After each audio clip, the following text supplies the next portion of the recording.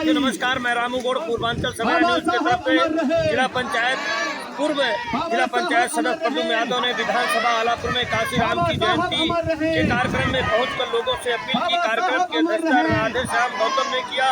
मुख्य अतिथि के रूप में पूर्व जिला पंचायत सदस्य प्रद्युम्न यादव रहे, जिसमें रवि गौतम, प्रेमचंद्र, राहुल, खुशीराम, हेमलता, डिम्पल, मोहित राम, मालती, मीरा, मनोरमा, बेनी माधव, यशवंत, राजेश, ब्रजेश कुमार आज लोग मौके पर मौजूद रहे। कार्यक्रम में प्रद्युम्न यादव ने कहा कि काशीराम के बताए हुए मूवमेंट पर हमको चलना होगा।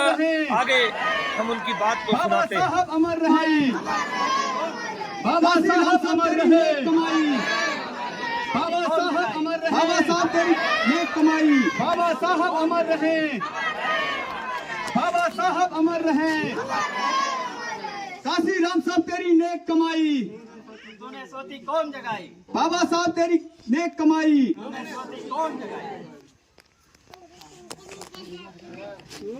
लेकिन सिर्फ एक ऐसे डॉक्टर आए जिन्होंने इस भारत की नब्ज को पहचाना, इस भारत की बीमारी को पहचाना कि इस भारत की बीमारी क्या है। उसका नाम है डॉक्टर बी.आर. अम्बेडकर, जो 36 भाषाओं के ज्ञाता थे, कोलंबिया यूनिवर्सिटी जैसी विश्वविद्यालय में पढ़े थे।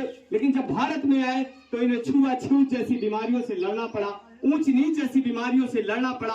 भारत में जो एक खाई बनाई गई थी, एक ऊंचा तबका एक नीचा तबका, ऐसी विचारधारा को इन्होंने समाप्त करने का संकल्प लिया और भारत को एक ऐसा बुक दी, एक ऐसी किताब दी जिससे आज पूरा देश संचालित हो रहा है।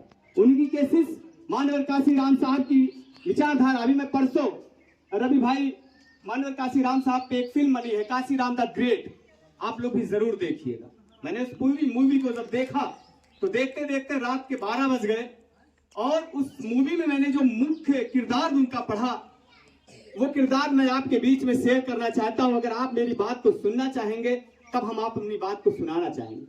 मानवर काशीराम साहब उस फिल्म में जो चित्रण दिखाया गया, राधे श्याम जी ने तो काम भी किया है, हो सकता है उसमें कुछ जोड़ा घटाया गया हो, लेकिन उसमें लेखक ने कुछ जोड़ा नहीं है, वो यथार्थ सत्यता है। मैंने और लोगों से विश्लेषण किया। जब मानवर काशीराम साहब बहुजन मूवमेंट के विचारधारा को पूरे उत्तर प्रदेश में फैलाना चाह रहे थे तो उन्होंने लखनऊ में मीटिंग शुरू किया। मार्च, ये महीना है आपका जनवरी और फरवरी का, ठंड का समय था, पैर में हवाई चप्पल थी और हाफ सूट पहनते ही थे, सुपारी सूट हो।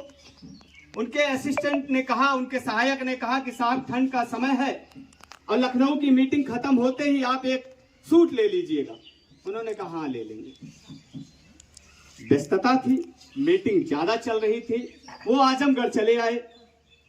अब फिर उनके असिस्टेंट ने उस दिन नहीं टोका, वहां की भी मीटिंग खत्म हो गई। उसके बाद वो सीधे बनारस को प्लान किए।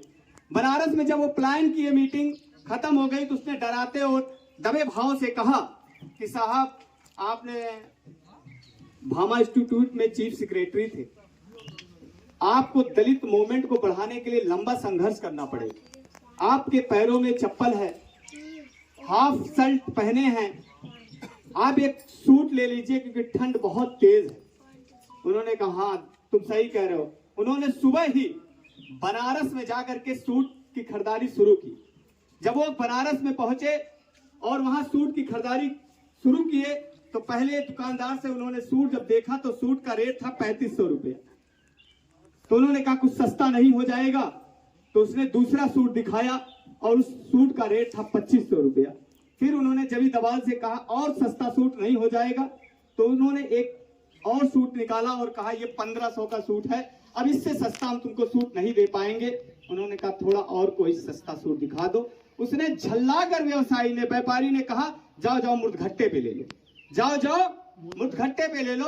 और मानवर काशीराम साहब ने कहा बहुत बहुत धन्यवाद, आभार। हाथ मिलाते हुए मुर्दघट्टे पे चले गए। जो साहूकार थे, जमींदार थे और धनपशु लोग थे, उनके बड़े घराने के लोग जो मर जाते थे, उनके सूट को वहां धुला करके वहां के दुकानदार बेचते थे। मानवर काशीराम से हमने वहां पे एक सूट पसंद किया और मात्र 500 में सूट लेकर के पहन लिया। कहा बड़ा फिटिंग का है, मेरी पूरी ठंडी